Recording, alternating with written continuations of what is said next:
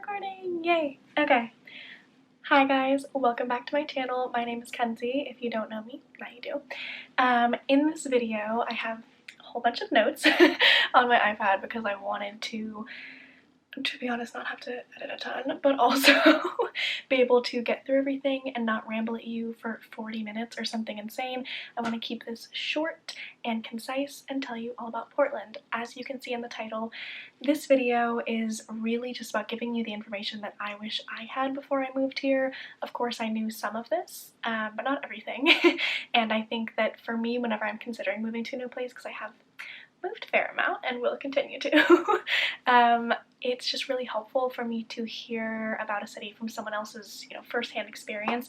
A lot of what I'm going to be talking about today is just research and facts about the city, but of course with my own experience mixed into that. Background context.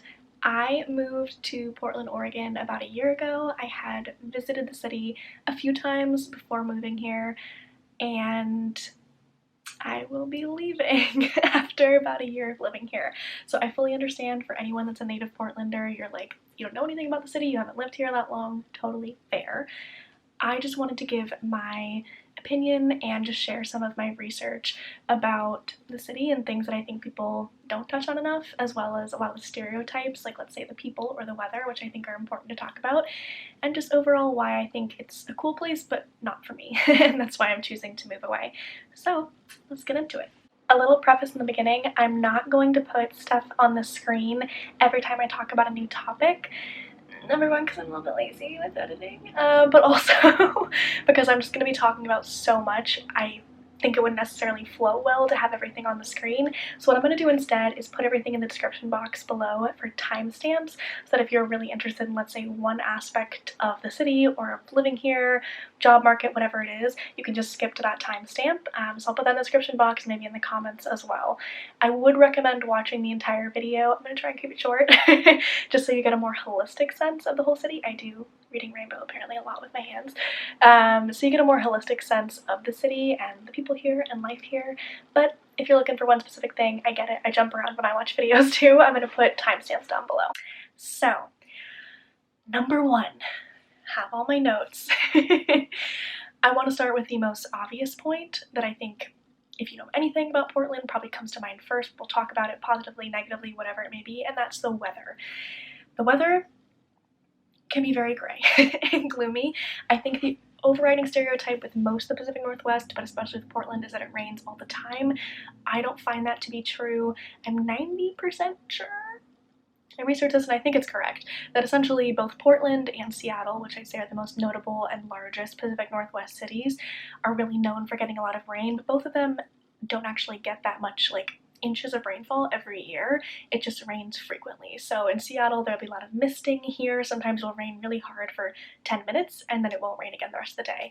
Or it'll be kind of random, or it might be just kind of overcast. And that, I think, is a better description of Portland weather and what it's actually like to be here.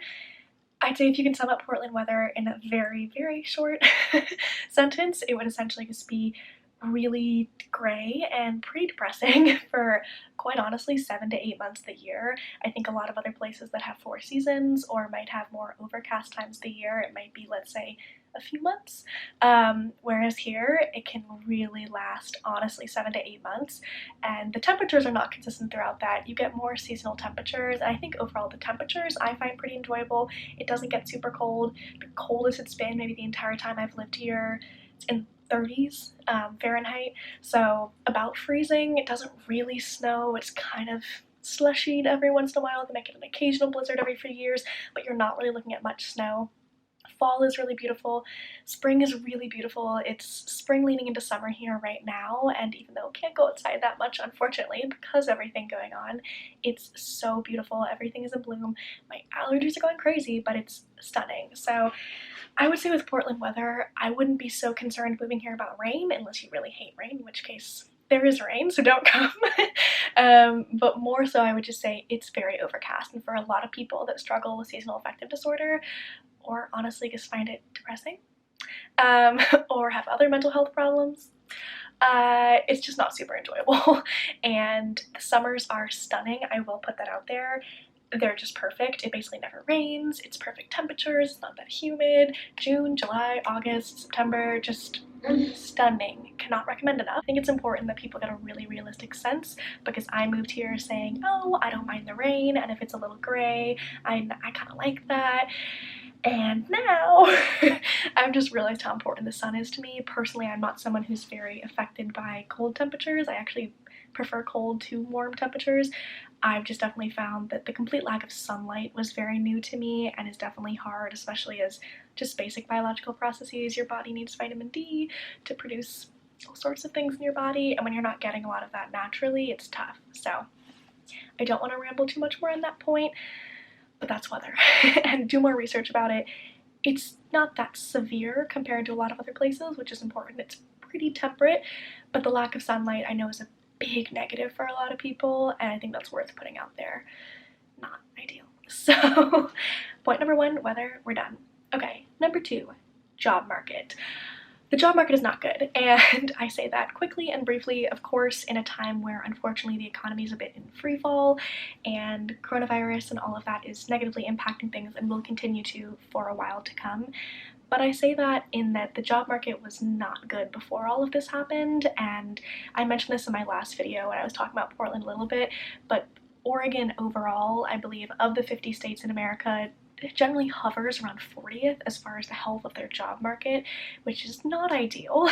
And essentially that there's a lot of factors that go into that, but I would just say personally there's not a whole lot of diversity of job types or fields that are hiring, not a lot of high-paying jobs here. The cost of living is lower than, let's say, a lot of other like major cities. Portland isn't really a major city, but it's definitely a big city. Big, hard to define. Essentially, Portland technically is like a medium-sized city, and I'll talk about population of people in a little bit. But yeah, the job market overall is not good, and it's important to me that I mentioned this early in the video. If there's one thing you take away, if it's like your dream to come here, I think if you work in the hospitality industry, you will find more. But I said that, of course, now that everything is weird and restaurants aren't operational, it's really hard for me to sum this up in any way that's, I think, concise or positive, so I don't want to ramble on this point too much.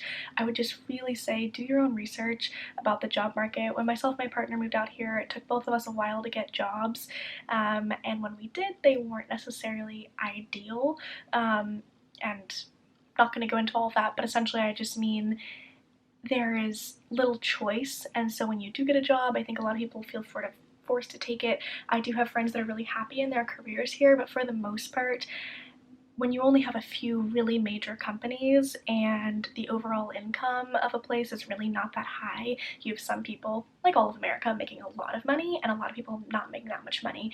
And I do think Portland's positive in a lot of ways, that it has a lot of avenues that are open for small business owners, which is great, and I love that, and it really creates a lot of creativity, and like artisans are thriving here, things you don't see in a lot of other cities where people just can't afford, let's say, to lease a space. But it is definitely worth noting that unfortunately the job market is just not very healthy overall, and so I would say that's really in the top 3 points that I would consider before moving here, and another part of the reason why I'm definitely moving away, because even though there are other things that I really like about Portland and Oregon, and my overall reasons for leaving are of course multifaceted, but definitely involving certain basic things like I just prefer bigger cities, the fact that I know there aren't many other job opportunities that I could get here quickly or that would pay me my worth, those sort of points are really important, because that's just basic as far as like being able to afford to live somewhere is getting a job. So very important, wanted to emphasize that up front. Okay, so I talked a lot about the first 2 points, so I want to kind of zip through a lot of the other ones. I just thought those were some of the most important. And I'm going to talk about something more positive and fun really quick. Number 3, no sales tax. It's awesome. It's amazing. Only a few states have it, and for the most part it's not something you notice a ton, but I just found it to be a really positive, fun thing while living here. It makes it easy to calculate, you know exactly how much you're paying, whether you're buying a shirt in a store, whether you're checking out at a restaurant.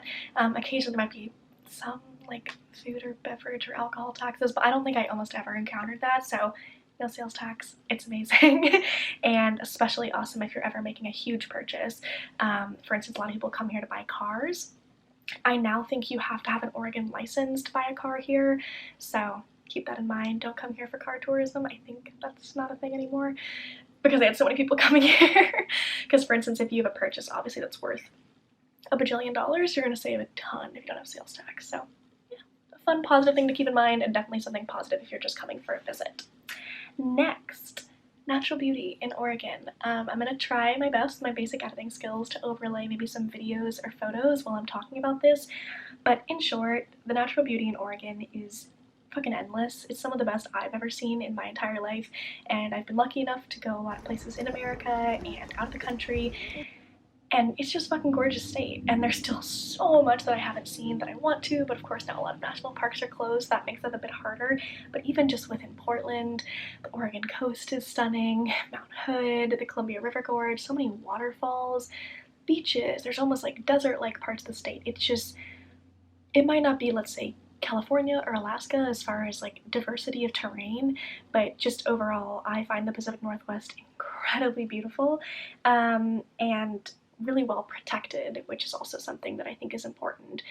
It's something like, I don't know, I'm not going to give this correctly, but I do think I've seen somewhere it's like 70 or 80% of the state is essentially not really inhabited land. Doesn't mean it's all protected or that it's all parks, but for the most part people are clustered around, let's say, like Portland, Eugene, and then small towns throughout the state. And so that means that so much land is uninhabited, people aren't really doing bad things to it, and because generally Oregonians are very outdoors oriented, it means that yeah, people just take care of the earth and they care for it, which is really nice to see. Oh, and the state is not that big, so I'd say that almost everything you could want to see on, let's say, like a road trip is about a half-day drive away at its longest point. Even from like one point to the other, you're probably not looking at more than 4 to 6 hours, so really nice. Number 5, alcohol culture is huge. Thankfully, I don't experience tons of pressure to drink. I don't drink a ton, just not really for me. But I think it's worth noting that there is really amazing alcohol here, if that's your thing. Some of the best Pinot Noir in the world is grown down in Willamette Valley, which is just a little bit south of Portland. It's really, really beautiful. I've had a chance to go down there, and the wine is amazing, and I don't know shit about wine. So yeah, if you're into red wine, that's great. Craft beer is huge here, and I have even seen a really large spike in like spirits companies popping up. So yeah, again, a lot of amazing entrepreneurship always in Portland and in Oregon, but definitely in the alcohol space. So that's your thing. It's nice. Number 6, weed is of course legal and cheap to buy and very safe and pretty potent. If that's your jam, not gonna speak too much more about that, but the weed here is amazing. If you're over 21, it is easy and legal to buy. There's dispensaries about every 5 feet in Portland, and the weed is very high quality. So, number 7, I think Portland is amazing for small business owners. I think I talked about this a bit in the job market bit when I was rambling, but Portland really is an amazing place to be a small business owner. Of course, I say that not being one, so correct me, give me your horror stories if I'm wrong, but I've just seen so much entrepreneurship, so many people that are able to thrive and have successful businesses here, because I think the point of entry is just a lot more accessible than in a lot of other cities. Like, it's not that expensive to lease a space, or there's so many like craft and food markets all the time. I particularly love the Portland night market that I went to many times while living here. There's amazing food truck pods everywhere, so whether you are knitting something or making your own chocolate or like brewing beer, whatever it is, I have just never experienced, I think, such a cluster of like amazing entrepreneurship and people who can have that dream realized no matter what it is, and often have success with it, because Oregonians, and especially people in Portland, I should keep saying Portlanders, not everyone in Oregon, but especially in Portland, are very willing and excited to and pride themselves on buying local as much as possible. So you have a lot of support for little local businesses, which is great. Number 8 is about the people. This is a very long and huge one for me to cover, so apologies if I'm looking down and reading from my notes a lot. I don't really have a script. I just knew there was a lot I wanted to say, and I didn't want to ramble at you for 25 minutes, so, because I definitely can. And so I'm just going to be reading a little bit down here. So this one is hard to sum up, but to start, as far as basic facts, only about 700,000 people live in Portland proper. Depending on where you're coming from, that might seem like a ton, but in America, and compared to a lot of other cities across the world, across Asia, across Europe, it's not that large of a city. In America, it's considered like medium-sized, and the Portland metro area is, I think, around the, I think it's like 25th biggest in the nation, because about 2.5 million people live in the greater area that includes suburbs in Oregon and Washington. If you don't know, Portland, I'll try and put a little map, is right on the border with Washington State. There's a beautiful river that divides the two, and it's really close by. Their big city right across the river is called Vancouver, Washington, and many people commute from nearby Vancouver into Portland for work. I think Vancouver is a little not the nicest place. Please don't come for me. But I do understand that a lot of people live in Washington because there's no income tax. So yeah, it's very common for people to work and move between the two states on a daily basis, just because, yeah, they get a job in one, and it's, with traffic can be brutal between the two because there's only really one bridge. But overall, it's really not that far. If there's no traffic, you can get between the two cities in 10-15 minutes. So people overall, I think a lot of people might come to this video or have never been to Portland, know about the Portlandia show, which I've always found hilarious, and I think this stereotype is hilarious, but really is maybe about 10% of people here. No one is really that weird and quirky. Most people aren't even that liberal, which I think is really important to know. If you are more progressive leaning, Oregon and Portland in general is not really the liberal haven that I think it's painted to be, and that was something that I've definitely found disappointing, as someone who is pretty progressive and a woman and a lot of other things. It's just, yeah, not exactly what I expected. There is a local saying kind of about the 5 highway corridor, where people living right around the highway, i.e. kind of in the heart of Portland, are liberal, but not much outside it. I think that's very true.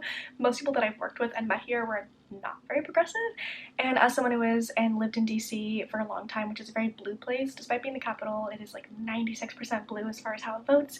It was definitely a shock moving here. Rates of higher education are also lower here than in many other, more blue cities, and that has many implications, so I'm going to put that out there and not going to say anything else. But yeah, the rate of higher education is also lower in Portland than certain other cities, definitely way higher than others, and there are a few universities here, but I've just found that kind of that university culture that might dominate someplace like, I don't know, Princeton or Boston, because there's many amazing schools in Boston, is not really present here, so just something to be aware of. On to kind of a second point, there's so much history about the city that I don't know, and I won't pretend to. I also will not speak for Black people or people of color and their experience living in Portland. It has a super, super racist past, and what I will say is the fact that Portland and Oregon overall is insanely white. Like over 80% Caucasian in the Portlandish area, 85% in Oregon overall. So if you maybe move from parts of like rural America or the Midwest or the South, that might be more normal to you. I know the South is not all white. I'm just saying certain portions of America are very Caucasian. And to me, it was definitely an unwelcome surprise, and I think it breeds, a place not having much diversity breeds a lot of ignorance, racism, and quite honestly, boring people. I've met amazing people and made amazing friends here in Oregon, super kind people, progressive people, awesome, whatever. But the overall population really disappoints me, and I knew that I didn't want to stay for many reasons, but especially because people are often kind of performatively woke or straight up racist, and they live in like a weird white bubble, and there's not a whole lot of in between. So that's just like a really important point that I wanted to put out there. Yeah, it's just something that's odd to me, and I know there's other states that are heavily Caucasian in like their demographics, but on the West Coast it definitely stands out, because I grew up in California, I spent a lot of time in Washington, and Oregon does kind of stick out in that way as definitely being the least diverse of the West Coast states by far. It's not a place that I want to raise kids, and I mentioned this a bit in my Q&A video last week, but I acknowledge my privilege as a white person, and also that I'm very just uncomfortable in places that lack racial, socioeconomic, and other forms of diversity. Diversity just introduces you to amazing people, food, cultures, and force you to confront your racism and your privilege in an amazing way and learn more about the world. Portland has so many positive things and so much going for it, but not that. And again, I am no expert on the history here, but on a basic history deep dive, you will unearth a lot of shitty racist history about like racist zoning laws and KKK activity as recent as like a few decades ago, which is whole bucket of yikes. So I know Oregon overall as a state is trying to change. It has democratic leadership, but But as it's not a major city or economy, I understand why, you know, Portland may attract fewer people from this country or others wanting to move, white and non-white.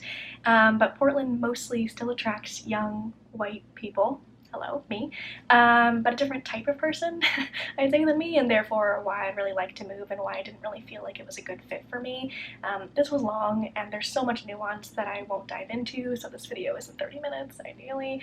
But please do your research about the history of the city and no matter your ethnicity and sexual orientation before moving here. Point number 9, still sort of in that theme of diversity and inclusion, but something that I can personally speak to, is the queer LGBTQ plus scene in Portland and rights and sort of all that goes along with that. This is definitely a mixed bag for me. I think Portland is for sure more accepting and open than so many parts of America and the world, and I want to acknowledge that. For many, many people moving from homophobic places, this would be a huge, huge step up. And for the most part, myself and other queer friends here feel relatively safe. But as someone who's, again, not straight, and I'm not going to really go into that right now, I don't need to talk about my identity, I find it meh here. I think many couples are out and proud, but I would still hear gay slurs at work from supposedly liberal people, and who didn't know I wasn't straight because I was dating a cis man. Pride was very fun last year, but overall I'd say the gay scene in Portland overall, especially with like clubs and activism and organizations, it just feels very lukewarm to me. Completely fight me on that. I just live places that I think are much more accepting and have a much more thriving gay culture where people are just more out in themselves, and even if people, you know, feel safe and accepted here, I think I just don't see a lot of that like in-your-face community that I've experienced other cities that I really love. So that's my experience with that. Number 10, one of the most amazing points, number 10, is the food scene. This is one of the biggest pros in Portland for me. The food scene is fucking phenomenal. For a place that's diversity is not the best, I think that the diversity it does have comes through in a phenomenal way in the food. Yeah, I've rarely had a bad meal here. I mean, I just find the food scene in Portland to be affordable, interesting, always changing. There's so many cuisines I hadn't had before, so many that I thought I wouldn't be able to get here, like Ethiopian food, which is huge in DC, which is where I used to live, that really impressed me. Yeah, just really, really, really good. I don't have almost anything negative to say. Amazing, affordable, no sales tax. Servers get paid a good wage, not tipped wage bullshit, which is like most states in America. I know that all the West Coast states, and I believe 3 or 4 others in America, I'm not going to phrase this right, but essentially don't have the tipped wage. I think that's the right way to say it, where you just get paid minimum wage, which on the West Coast is usually $10 to $15 an hour, versus in some states, if you're getting tipped, you only get paid like $2 or $3 an hour, which is really fucked up. And I think that amazing law throughout the West Coast and other places allows people who are working in restaurants or as bartenders to actually make really, really good money, which is great. So, food scene, 1,000 thumbs up, whether you move here or not, which overall I'd lean no for a lot of people moving here, but overall I would say amazing food. Holy shit, come visit just for the food. And then kind of tying into my last point, number 11, hopefully I don't do it with my hands, the Oregonian attitude towards people moving in. I'm just gonna say meh. I'm gonna sum it up as meh. And a lot of that is due to the fact that the population of the state has doubled in the last 30 years since 1990. I think the population of Oregon's now a little bit over 4 million, and it used to be only 2 million not that long ago.